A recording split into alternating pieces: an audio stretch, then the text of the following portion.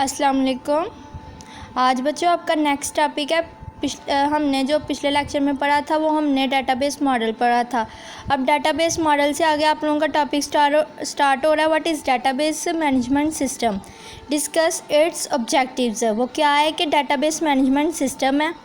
A database management system is a collection of programs that are used to create, maintain and access data in a convenient and efficient manner। कि जो इसको एक convenient और efficient manner में इसको जो create किया जाता है, maintain किया जाता है, access किया जाता है किसी प्रोग्राम को, वो आप लोगों का क्या होता है database management system, यानी मैनेज कर रहा होता है ना आपके डाटा को। ये DBMS uses database manager software to control the overall structure of a database। क्या करता है कि ये यूजेस करता है डाटाबेस मैनेजर सॉफ्टवेयर को टू कंट्रोल करने के लिए कि ओवरऑल जो उसका स्ट्रक्चर होता है डाटाबेस के लिए, ठीक है। उसके बाद DBMS is normally used by different organisation for different purpose, कि इसके डिफरेंट ऑर्गेनाइजेशन हैं जो डिफरेंट पर्पज़ के लिए यूज़ किए जाते हैं। नेक्स्ट है इसके आपके बच्चों ऑब्जेक्टिव्स हैं। Objectives of database management system क्या है कि some important objectives of database management system are as follow. First है शेयरबिलिटी। शेयरबिलिटी के मतलब कि किसी चीज़ को शेयर करने की जो एबिलिटी है वो आप लोगों की शेयरबिलिटी है, यानी an ability to share data is a fundamental objective of database management system. क्या कह रहा है कि उसको जो एबिलिटी है ना शेयर करने की डाटा को, वो इसका फंडामेंटल ऑब्जेक्टिव है। Shareability means that data is share by different people at the same time, कि यानी आप लोग उस चीज़ को शेयरबिलिटी का मतलब है कि डाटा शेयर करना डिफरेंट पीपल्स के साथ, लेकिन सेम टाइम पे data is stored at a central place. इसका डाटा जो स्टोर होता है वो सेंट्रल प्लेस पे होता है। Different users can assess this data from different locations. इसके डिफरेंट यूज़र जो होते हैं वो असेस कर सकते हैं डाटा को, लेकिन डिफरेंट लोकेशन से। It reduces storage cost and provide data consistency. ये क्या करता है कि स्टोरेज की रिड्यूस को कम करता है, कॉस्ट को, ठीक है, प्रोवाइड्स करता है डाटा कंसिस्टेंसी, यानी डाटा में मतवाज़न तौर पर डाटा ये प्रोवाइड करता है, उसमें गैर मतवाज़ी वगैरह वाला कोई काम नहीं होता। अवेलेबिलिटी यानी मुहैया करना किसी चीज़ को। Availability means that the user must be able to access data and DBMS easily, के मतलब कि वो मीन्स डैट के यूज़र जो है ना मस्ट बी एबल, इस काबिल होता है कि वो असेस कर सके डाटा को और DBMS को ईजीली, ठीक है। The data should be available when and where it is required.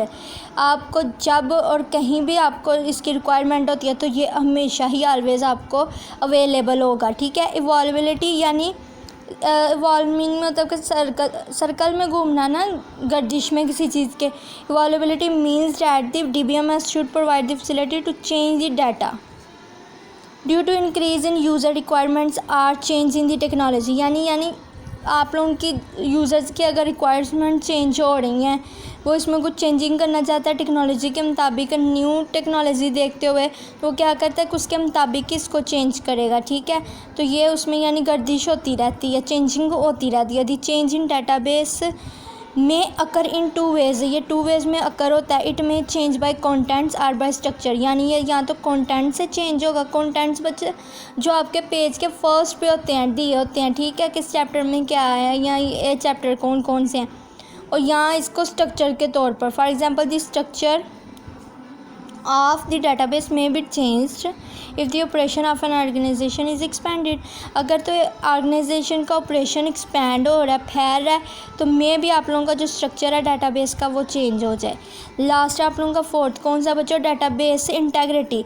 Database integrity ensures that data entered in the database is accurate and consistence, कि यानी आप लोग जो डाटा उसमें एंटर करे वो एक्यूरेट और कंसिस्टेंस हो। Database is normally shared among different users.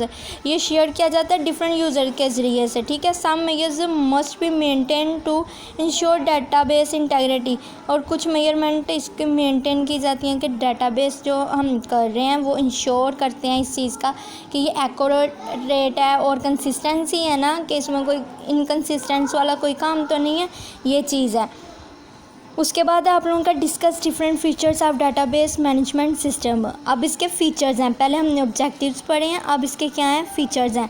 Features इसके क्या हैं, some important features of database management system are as follow. Data dictionary. Data dictionary क्या है कि data dictionary is a file that store all data definition for a database. कि जितनी भी definition है डाटाबेस डाटा की, डाटाबेस को लेकर वो स्टोर जो की जाती हैं एक फ़ाइल में, उसको डाटा डिक्शनरी कहते हैं। यानी एक फ़ाइल में डाटाबेस के लिए जितनी भी फाइल्स स्टोर की जाएं वो आप लोगों की क्या है, data dictionary. It may also monitor the data that is entered. यानी इसको जो डाटा मॉनिटर किया जाता है उसको एंटर करने के लिए उसको भी मॉनिटर किया जाता है, ठीक है। It ensure that data is according to the data definition rule. इस चीज़ के भी कि वो डाटा जो है अकॉर्डिंग है ना इस डेफिनेशन रूल्स के मुताबिक, कोई चेंजिंग गड़बड़ तो नहीं है इसमें। यानी जो उसका फील्ड्स नेम है, फील्ड साइज़ है, डाटा टाइप्स हैं, वो सेम है उस रूल्स के मुताबिक, थोड़ी बहुत तो चेंजिंग नहीं है उसमें। Data dictionary is also used for data access authorisation for database user. Data dictionary is also called repository. यानी इसको रिपोजिटरी भी कहते हैं। और ये आप लोगों का ऑथोराइज डाटा होना चाहिए, अनऑथोराइज डाटा आप लोगों का ये नहीं होना चाहिए। यूटिलाइज़ क्या है कि DBMS utilise are program data use to maintain database by processing data records and files. यानी जो आप लोग डाटाबेस आप लोग मेंटेन कर रहे होते हो, लेकिन किन चीज़ों के ज़रिए, प्रोसेसिंग डाटा के ज़रिए, रिकॉर्ड्स के ज़रिए और फाइल्स के ज़रिए।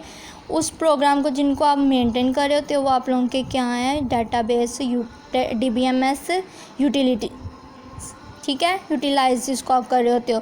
उसके बाद है क्यूरी लैंग्वेज है। क्यूरी लैंग्वेज आप लोगों की query language is use to perform different operations on the database. ये डिफरेंट ऑपरेशंस परफॉर्म कर रहा होता है डाटाबेस पर। The most popular query language पर आप लोगों की जो सबसे इम्पोर्टेंट जो ज़्यादा यूज़ की जाती है वो SQL है, यानी स्ट्रक्चर्ड क्यूरी लैंग्वेज है। SQL stands for Structured Query Language. The statement of SQL are written in simple English like sentence.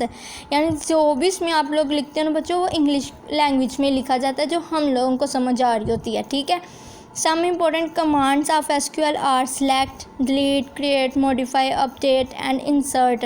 ये सब कैपिटल लेटर्स में है, लेकिन आप लोगों को समझ आ रही है। सेलेक्ट है, सेलेक्ट करना है किसी चीज़ को, डिलीट करना है, क्रिएट करना है, मॉडिफाई करना है, अपडेट करना है या इंसर्ट करना है, ठीक है। SQL कैन बी यूज्ड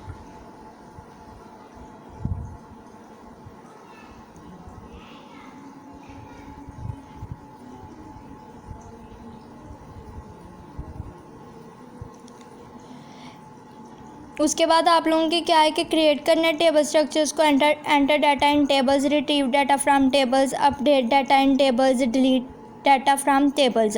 अब आप लोगों की फोर्थ है report generator. Report generator is a program that is use to produce report. जो कि आप लोगों की प्रोड्यूस करनी होती है रिपोर्ट्स को, वो आप लोगों का प्रोग्राम जो है वो क्या है, रिपोर्ट है आप लोगों की। यानी जब आप लोग सारे का सारा डाटा कर लेते हो तो एक रिपोर्ट आप लोगों ने क्रिएट करनी होती है लास्ट पे कि ये एक चीज़ है, इसका एंड क्या है। तो वो जो रिपोर्ट आप लोग जनरेट कर रहे होते हो किसी चीज़ की, वो आप लोगों का क्या है, report generator. It retrieves data from database and display it in different formats. इसको डिफरेंट फॉर्मेट्स में आप लोग कन्वर्ट कर सकते हो, ठीक है। उसके बाद the user can use report generator to format page number, dates, titles and column heading. इसमें चेंजिंग होती रहती है, page number, dates, titles, column heading जो है वो सारी इसमें यूज़ हो रही होती है। The user can produce useful and attractive report. वो क्या करता है कि रिपोर्ट जनरेटर को वो यूज़ करते हुए जनरेटर को वो क्या करता है कि अपनी ही अट्रैक्टिव रिपोर्ट एक इस्तेमाल कर सकता है, यूज़ कर सकता है, यानी बना सकता है वो इसके ज़रिए। Report generator is also called report writer. इसको रिपोर्ट राइटर भी कहते हैं। उसके बाद है access security. Access security refer to the protection of database from unauthorised access. कि हम लोग क्या करते हैं फिर सिक्योरिटी का इंतज़ाम करते हैं कि अनऑथोराइज्ड कोई उसको असेस ना कर सके। ऑथोराइज वो होता है बच्चों जिसने अपना पासवर्ड वगैरह जिसने उसको लीगल तौर पर जो यूज़ कर सकता है वो ऑथोराइज्ड है। लेकिन जो अगर कोई गैर कानूनी तौर पर आप लोगों का डाटा असेस करना चाहता है अनऑथोराइज्ड, उसको कहते हैं, ठीक है, जो हैक कर लेते हैं आप लोगों का। The database management system provide several procedure to maintain data security. इसके डिफरेंट प्रोसीजर प्रोवाइड किए जाते हैं डाटा को सिक्योरिटी प्रोवाइड करने के लिए। This security is maintain by allowing access to the database through the use of password. ये किस तरह ये हो सकती है, ज़ाहिर है कोई पासवर्ड वगैरह उसका पिन लॉक लगाएंगे तो कुछ हम लोग फ़ायदे में रह सकते हैं, अदरवाइज़ तो अगर हमने कोई पासवर्ड नहीं लगाया तो कोई भी आएगा तो उस डाटा को एक्सेस कर लेगा इजीली, ठीक है। उसके बाद है backup and recovery. Database management system provide the facility for backup and recovery. क्या है कि ये प्रोवाइड द फैसिलिटी करता है बैकअप की और रिकवरी की। रिकवरी मत बैकअप दोबारा उसका डाटा ले लेना, रिकवरी अगर कोई चीज़ रिकवर करनी है आपकी हो रही है ख़राब फाइल, एक सिस्टम लॉस हो रहा है तो उसको दोबारा आप लोग किसी चीज़ से रिकवर कर लो। Backup facility is used to store an additional copy of data. The data can be recovered from backup files if original file is lost or damaged. अगर ओरिजिनल फाइल आप लोगों की लॉस या डैमेज हो गई है तो आप लोग उससे बैकअप के ज़रिए उसका डाटा अपना रिकवर कर सकते हो, ठीक है। आज आप लोगों का टॉपिक मैंने 2 पढ़ाए हैं, आप लोगों के DBMS के ऑब्जेक्टिव्स और DBMS के फीचर्स। कल हम जो है टॉपिक पढ़ेंगे नेक्स्ट इंशाल्लाह एडवांटेजेस DBMS के, ठीक है, और डिसएडवांटेजेस। ओके, अल्लाह हाफिज़ बच्चों।